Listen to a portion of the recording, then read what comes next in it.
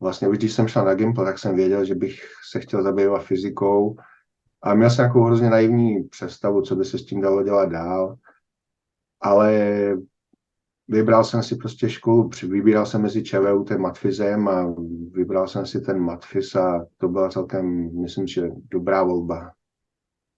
A co tě na té škole nejvíc bavilo a co tě třeba nebavilo? Byly tam možná třeba i předměty, které tak zábavný nebyly, tak předpokládám, že je to dneska asi podobný, že z hlediska těch změn, které probíhají v různých oborech, když si studenti vybírají, co by šli studovat, takže ta změna u toho matfizu není tak dramatická. Já zase musím říct, že nemůžu říct, že by mě nebavil nějaký konkrétní směr, konkrétní předmět.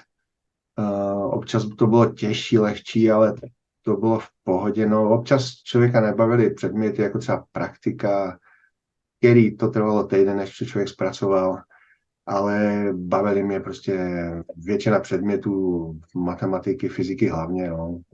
Elektroniky, protože to jsem nezmínil, to mě jako kluka právě taky bavilo, takže já si nemůžu stěžovat, že by mě něco extrémně nebavilo. A takže jsi studoval konkrétně jaký obor, aby měli studenti představu, co je to za obor na jaké škole?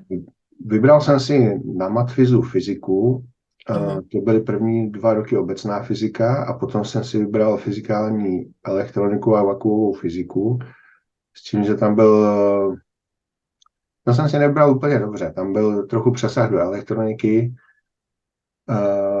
obor, kvůli kterému jsem šel na matfiz, už byl zrušený, ale nebyl to takový problém. Byly tam předměty, které třeba už bych nepotřeboval, ale člověk vždycky může nějak uhnout. A co jsem nakonec udělal, vlastně když jsem šel na doktorát, tak jsem začal dělat víc simulace zpracování obrázků tenkých vrstev a mm, vybral jsem si obor, který mě vyhovoval a myslím si, že nebyl až takový problém, že jaký přesně obor jsem si vybral. Tomu, jak je ta práce různorodá, že to mě baví. Není to fádní, není to pořád to samý. Člověka to napne úplně do maxima a musí ze sebe vydat to nejlepší, aby v tomhle oboru obstál a je to prostě zábavný, je to i ten samotný obor, je to takový, někdo by si mohl říct neseriózní obor, ale je to zábavný a má to hodně přesah i do jiných oborů. A jestli Mhm. je to práce budoucnosti, nevím, jestli to není silný slovo, ale je to práce, kterou když člověk dělá, tak vlastně používá nějakou sadu dovedností, programování, matematika, fyzika. To samý jsem používal ve spoustě zajímavých předchozích pracech a to samý se dá používat ve spoustě jiných oborů, i kdyby člověk nechtěl dělat hry, takže když tohle člověk dělá, tak musí umět dobře programovat a může pak dělat klidně bankovní aplikace. Lidi hrajou víc a víc a zvlášť třeba v době covidu hráli, takže třeba ten obor netrpěl nějakým výpadkem. Neznám českou firmu, která by nezaměstnávala anglicky mluvící programátory. Takže Um, jazyky jsou určitě potřeba, aby Určitě, aby no. ses domluvil.